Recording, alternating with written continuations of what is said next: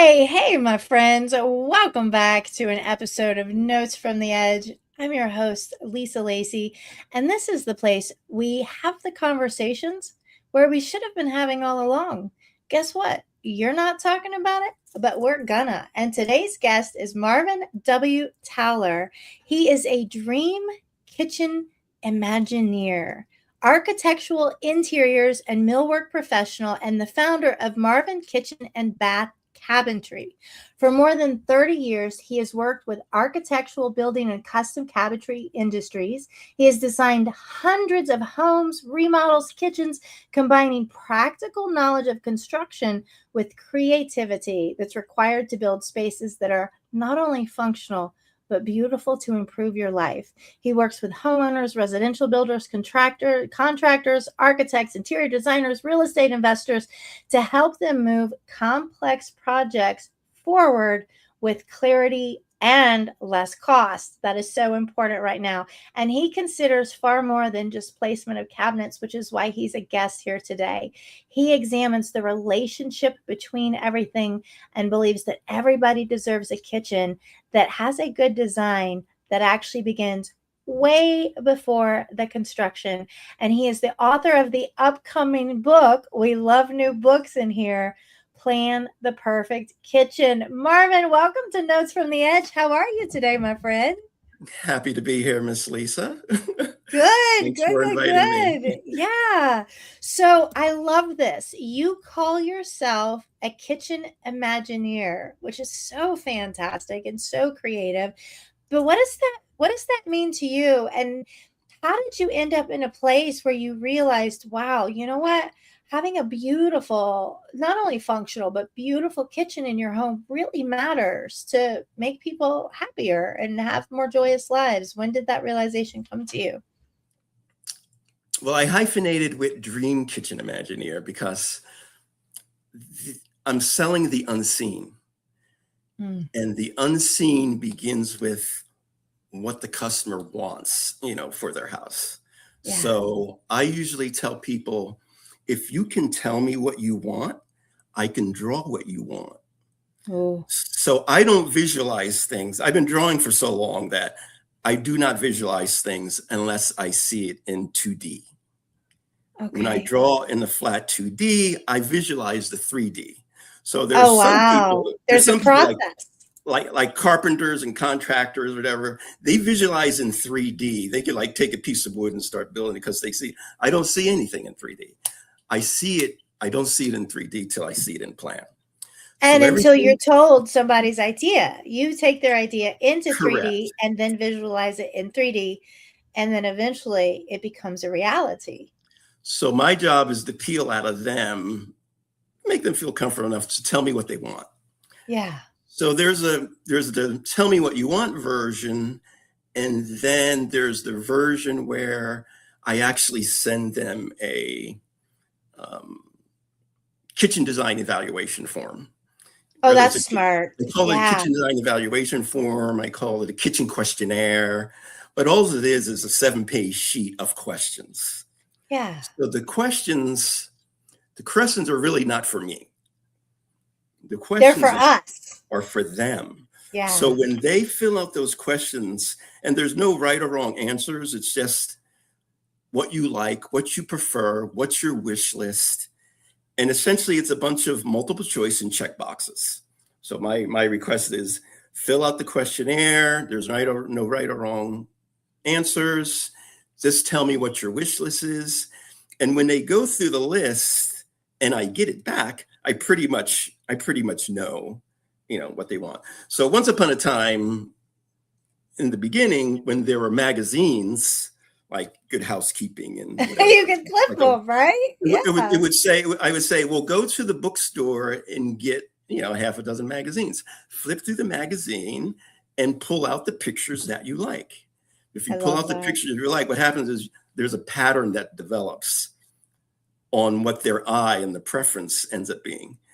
It may be Okay. colors, it may be shapes, whatever it is, their eye is going to be attracted to certain things. So you give me a list of things that your eye is attracted to, then I know and I can draw it. So now we don't have magazines anymore.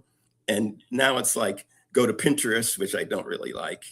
but it's also go to house, because there's a lot of pictures on house, HOUZZZ.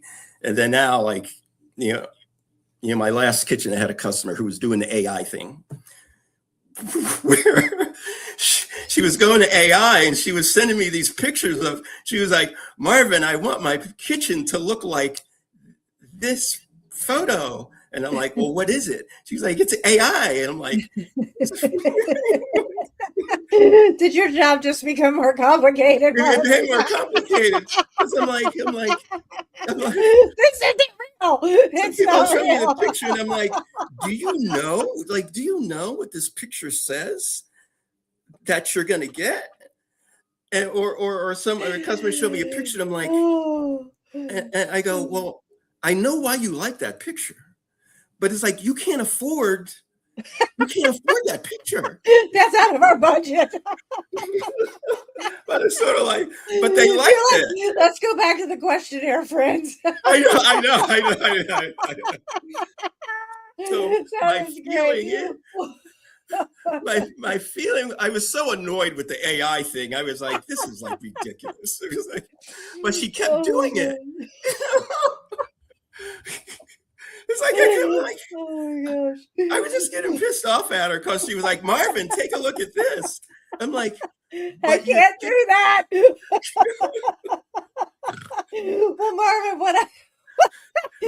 we snort laugh on here all the time. What I love about the idea of a questionnaire is, you know what? A lot of times we don't know what we want. Have you run into that a lot? I disagree. Yeah. I disagree with that. Oh, do you? I disagree. Okay. Tell me why. People always know what they want. Whether they want to tell you what they want is a different story. Okay, explain that. Elaborate. It's sort of like if someone say, hey, what color should I pick? It's like, what's your favorite color? Yeah. Okay, like I would say my favorite color is teal. I know that right off the top of my head. Yeah. So that's your favorite color. Yeah. So it's as simple as them admitting, what their favorite thing is to actually build on it. And we know our favorites. Yeah. Exactly. Everybody has their favorites. Yeah. So in the kitchen, there's the flooring, there's the countertop, there's the, sorry about that. You're good. Actually, let me put mine on silent too. That reminds me. All right, here we go. Okay, we're good.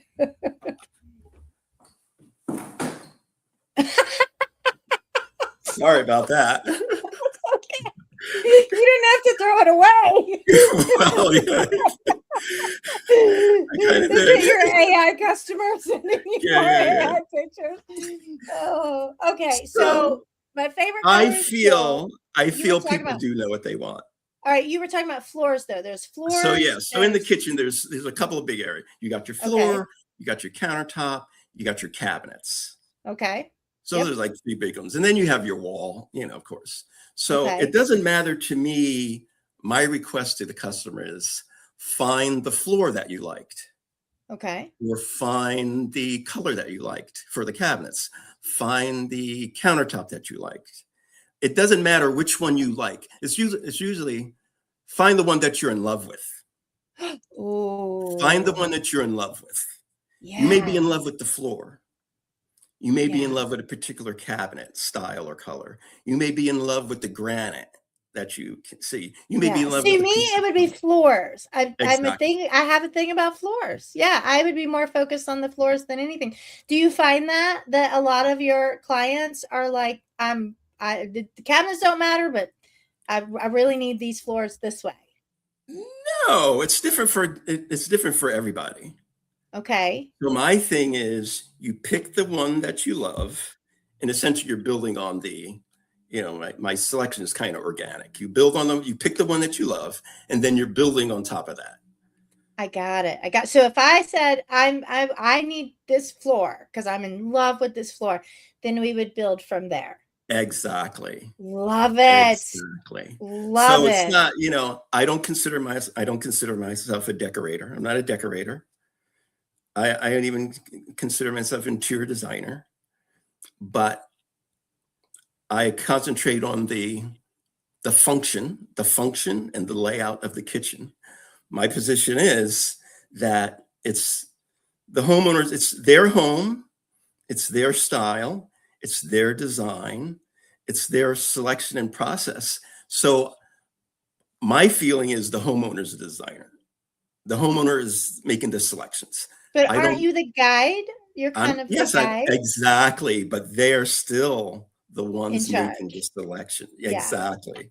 I love Exactly. that. I love that. A kitchen Imagineer guide. That's so cool. That's so cool. So, all right, your philosophy is that beginning a kitchen renovation without a plan, that sounds terrifying actually, Correct. is like building a house without a blueprint at all.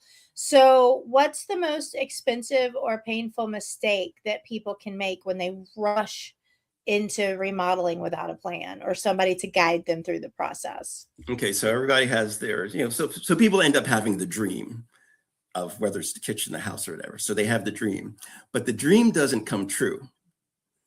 It's the plan that comes true. Mm. So the reason why I say building a kitchen without a plan is like building a house without, like you could build a house without a blueprint, but how it's going to turn out is a whole, another Yeah, story. that would be a little sketchy, I think. I mean, it might fall down.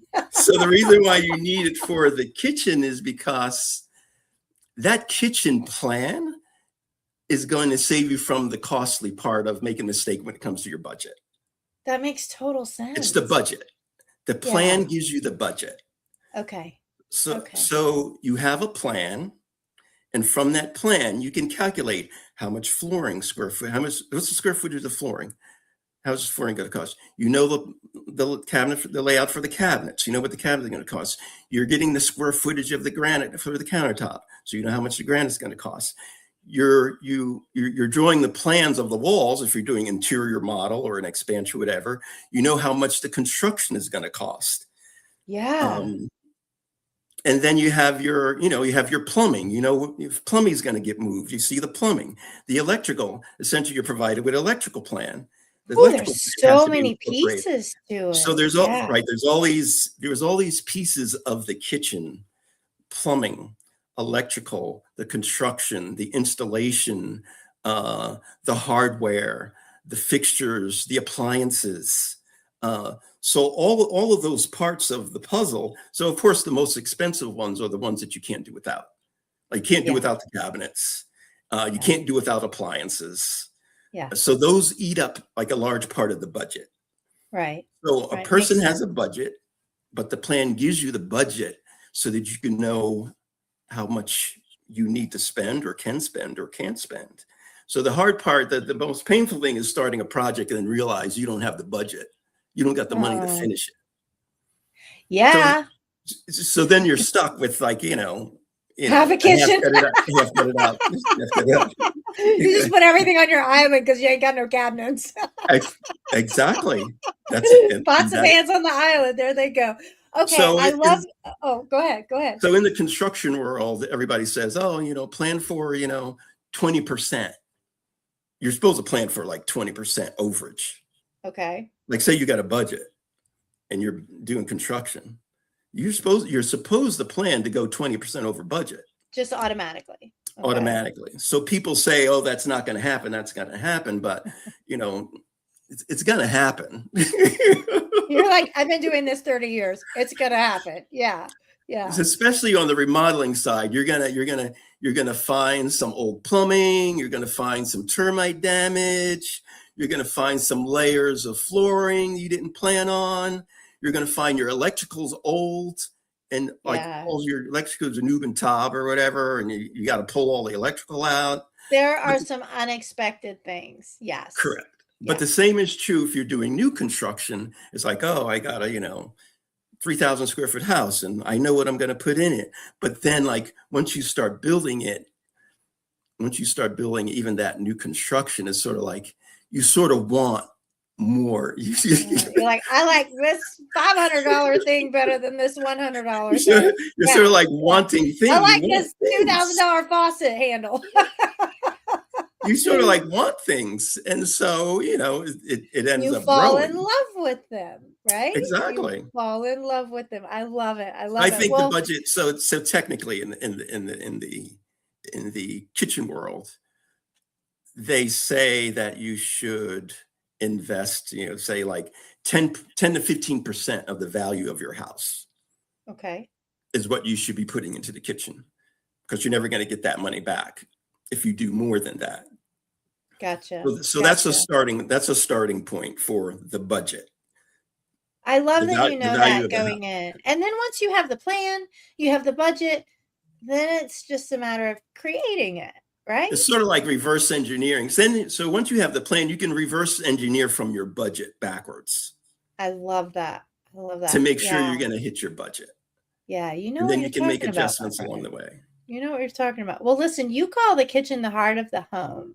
So, after designing so many of them, what have you learned about that the kitchen is the heart of the home and the connection between our physical environments, our relationships, and the way we experience our everyday lives in our homes, which are supposed to be our safe spaces, right? Yes. So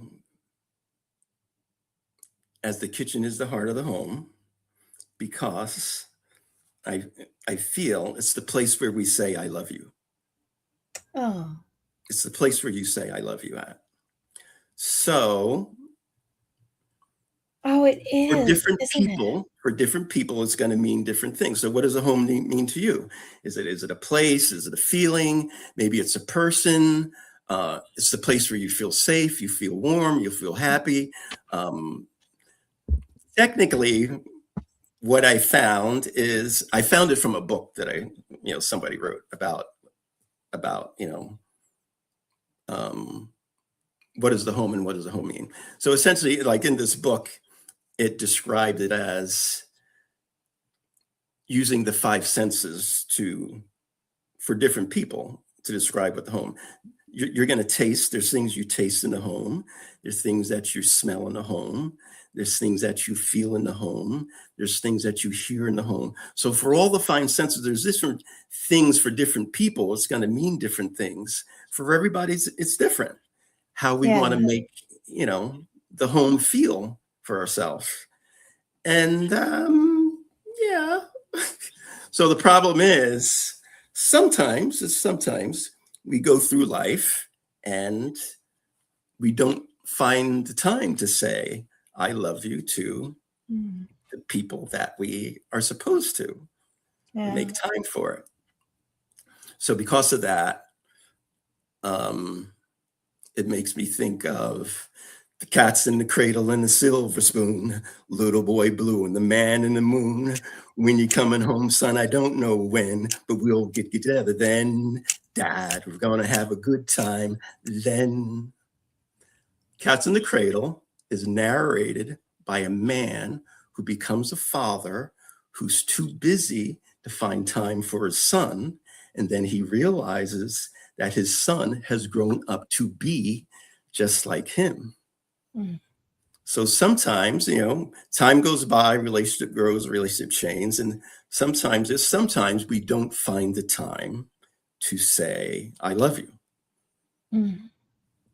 So I learned that. I learned it a little too late. I learned it a little too late because I am a ditch digger's son.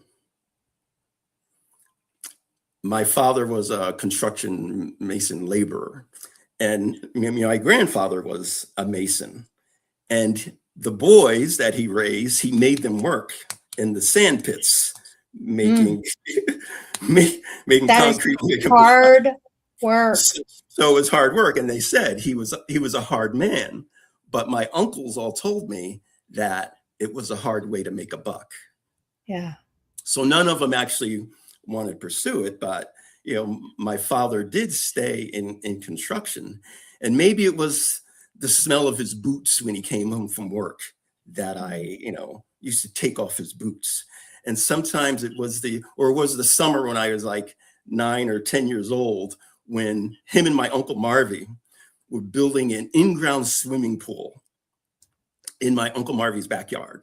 So he took me to Long Branch with him, and I mixed concrete, buttered block, and saw them actually build this in-ground swimming pool out of the ground. Yeah. So that was sort of like my introduction in a work ethic and patience and craft that's needed. And what becomes created from nothing. To build a house out of nothing. However, my father died when I was 18. He was 58 years old. And so young. I realized I don't believe I ever told the man I loved him. Mm. I don't believe I ever did. So that happened at a time when I thought I was going to have an opportunity to make him proud, because I had started work at a community college.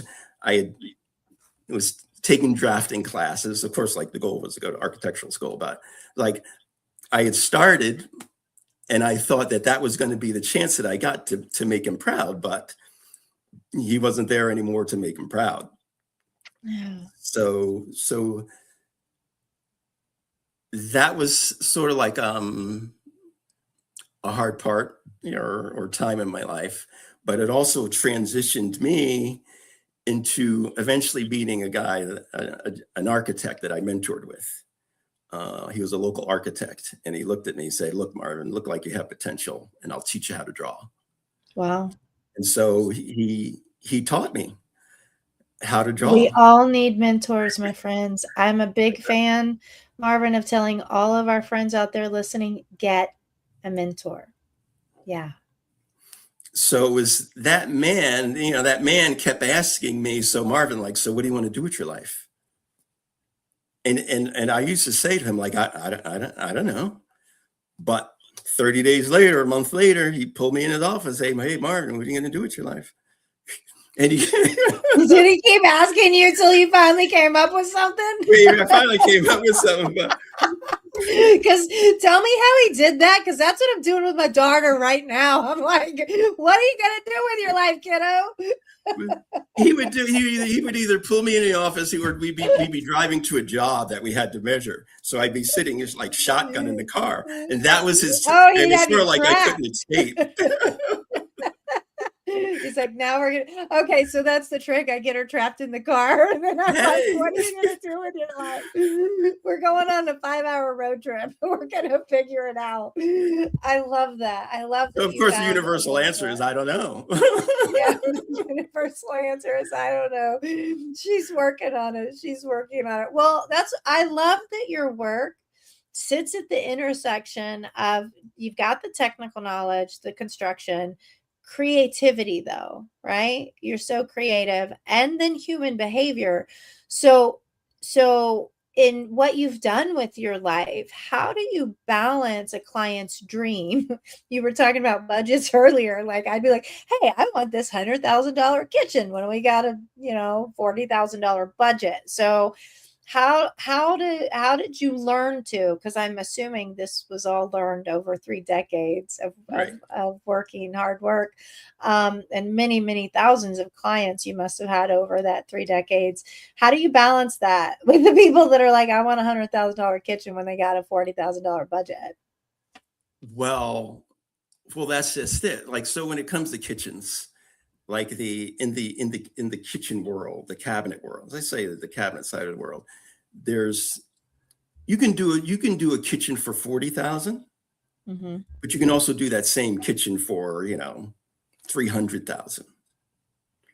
So in the cabinet world, you have your stock, and you have your semi-custom, and then you have your custom, but then you have like the world of luxury custom.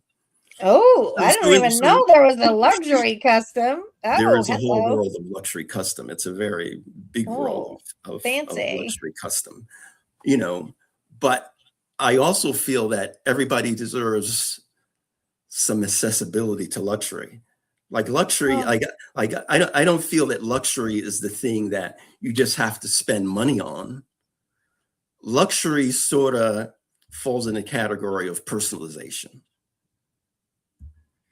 Are So you in essentially, love it's with it? personalization of the home that makes it luxury. It's just not how much it's not just the rich and famous that, get to go out and buy, 300,000, 300, $400,000 kitchens that get to have luxury. Like everybody can have a little bit. That's why I said it starts with, pick out something that you love and then Yeah. you build on that. So everybody can get a little bit of that. But I think the kitchen is enough of a space that can be personalized for Yeah. every family. Every family deserves to have the kitchen personalized for their lifestyle, their taste, their design, their wants. So fine, it's not, $300,000 version, but you But got you've the got some things you love and you give it's them a little bit of luxury. I love that. exactly. Luxury Exactly. custom. I love that. I love that.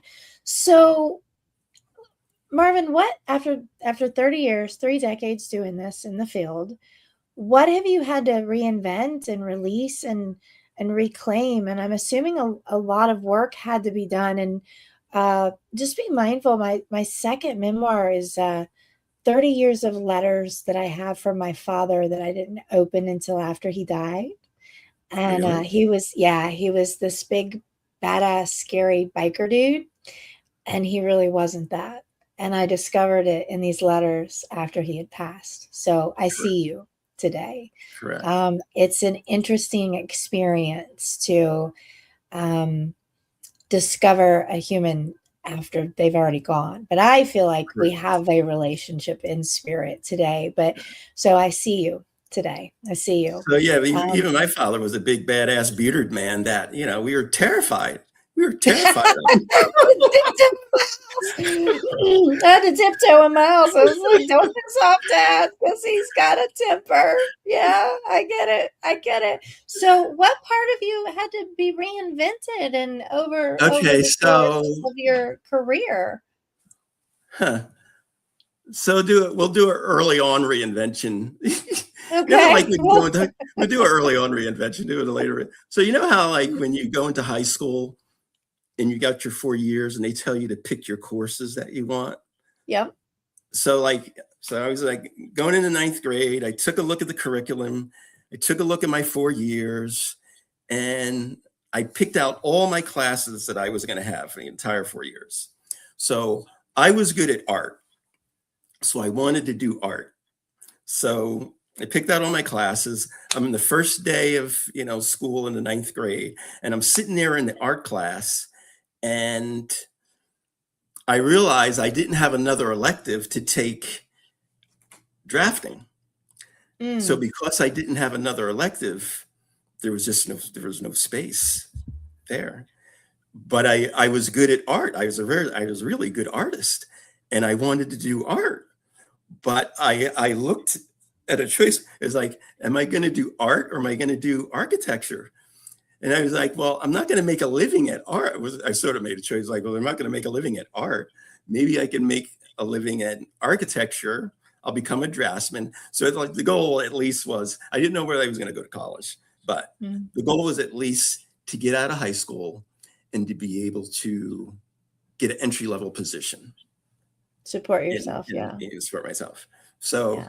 so I that day I had to get out of I had to go to my counselor and get out of my art class. Oh, and you could do art. Exactly. It was exactly. I had to get out of my art class.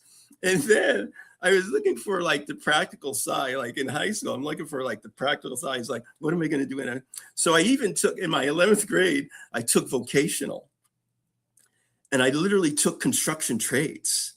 Wow. So it was a 2-year program, construction trades. And I was like, okay, I'm going to do construction trades and I'm going to learn plumbing, I'm going to learn electrical and learn framing and get out of school and whatever. But then in the 12th grade, I didn't have enough electives. I didn't have enough electives to take vocational in my senior year. So I had to drop the second year of vocational so that I could take history. I had to take a history class.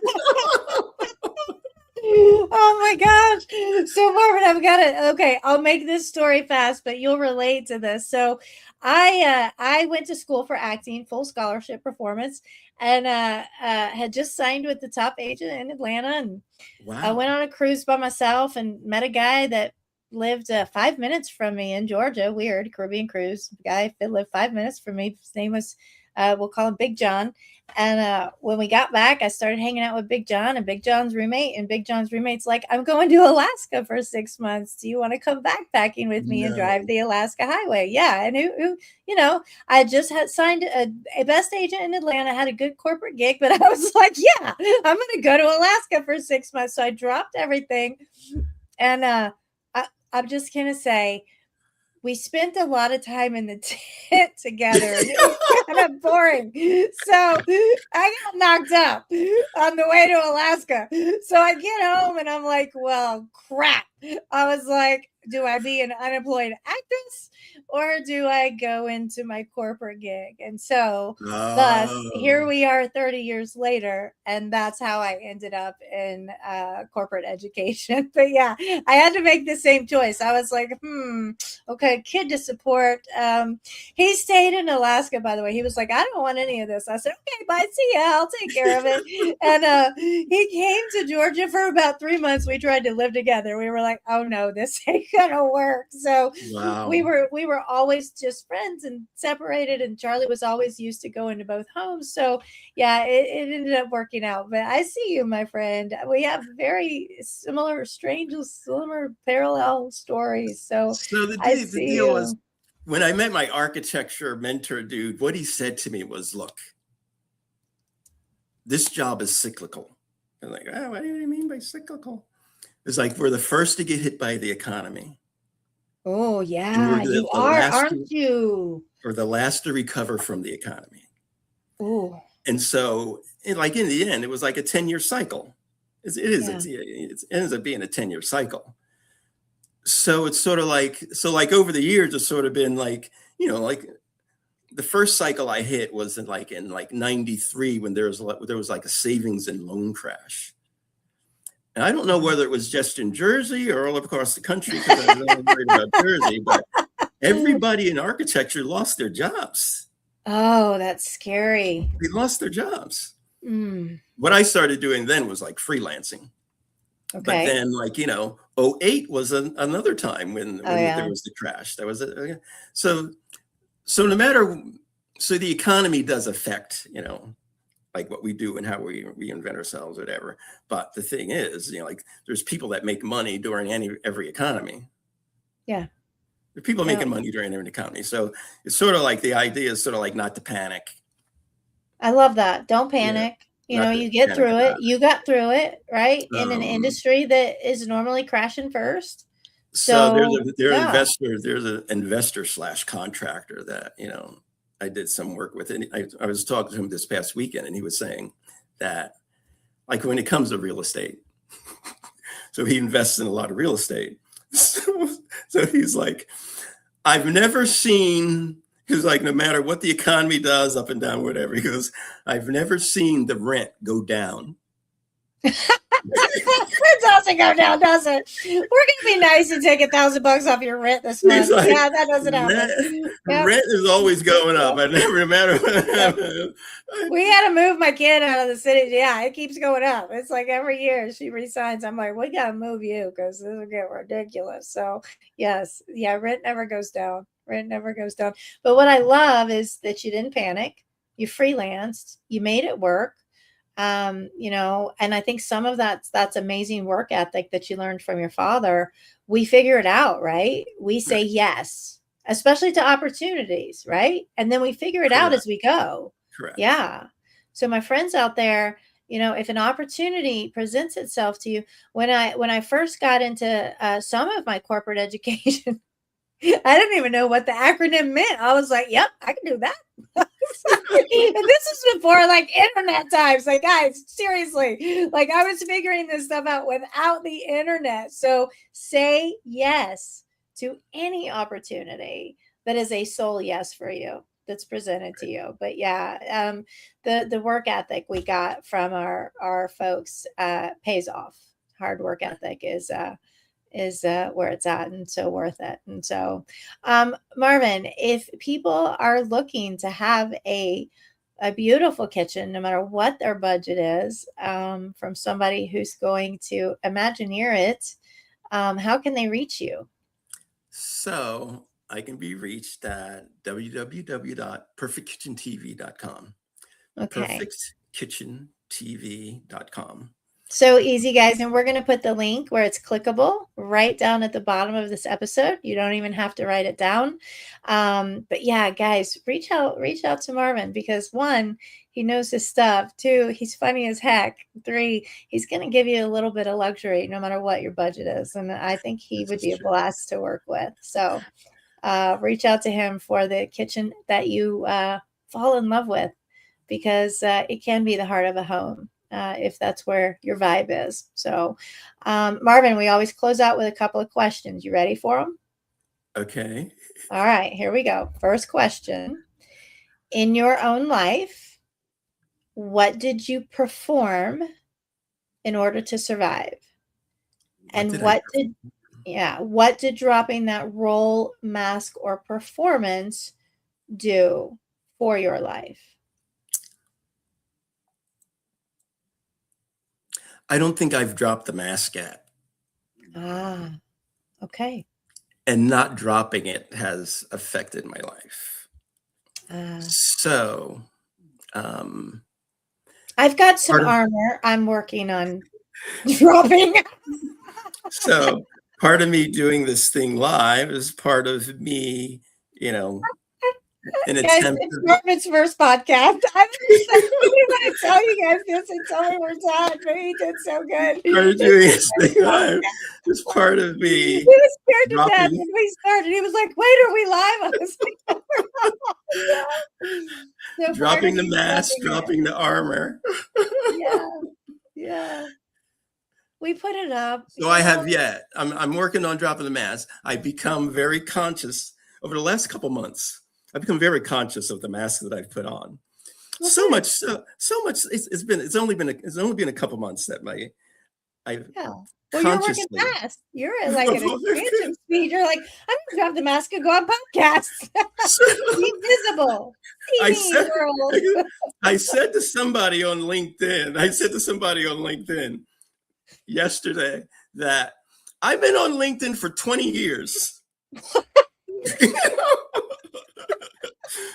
And I just posted my first article 2 months ago. Oh my God, I didn't know it had been around for 20 years. Marvin, where have you been? Oh my God. I love it. You be invisible. Show up and be seen, man. You are just a wonderful, beautiful human being. So we need more of you. So we need more articles. Okay, 20 years. That's too long. That's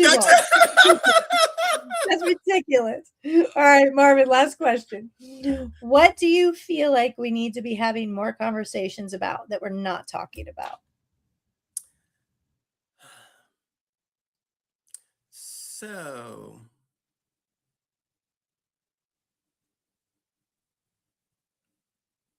I've been having a couple of those conversations recently. Yeah. With my daughter. My daughter's 20 years old. And part of the conversations that I needed to have with her revolve around me admitting to her that I failed her miserably. That's a tough one, but so necessary. So I need to put myself in a position where, since I need to redeem myself, for my daughter, for my daughter's sake. So there's a certain level of conversations, sort of like maybe with our children, that we sort of have to admit, like admitting our mistakes kind of thing, Yeah. In my recovery, I had to, luckily, I still had my daughter for 3 years in the house when I found recovery, but I definitely had to make amends to her, and I saved for her therapy fund as well as her college fund. So I was like, I'm sorry, kiddo, here's money for your therapy. I messed you up. Exactly. I was like, I really messed that up. Sorry, sorry, kiddo. But you know what? The beautiful thing is we have reconciled, and we are friends. We are friends now, except when she needs something from Mama. She only calls me Mama. We're from the South, right? So Right. she didn't even call me Mama when she was a kid. Now she's 24. She's like, Mama. I almost want to hang up the Oh, phone though. Marvin, every time the word Mama comes out of her mouth, I know she's gonna need time, money, or energy from me. So come on, mama. I'm gonna call you mama from now on. don't call me Mama. It's just gonna make me hang up on you. So yeah, but yeah, Marvin, thank you. And you know what, friends out there, remember this. Marvin has reminded us of it today. Remember to tell not only your children, but tell each other that you love them. Don't leave that out. And maybe do it in the kitchen. And if you're not liking your kitchen, you reach out to Marvin. All right, friends. And I'm going to ask the same question from you too, you listeners out there. What are you performing right now just to survive? And what might dropping that role masker performance do to change or improve your life? I'm Lisa Lacy with our guest Marvin. And when you find that answer, we will see you at the edge. Marvin, thank you so much, my friend. Thank you, Miss Lisa.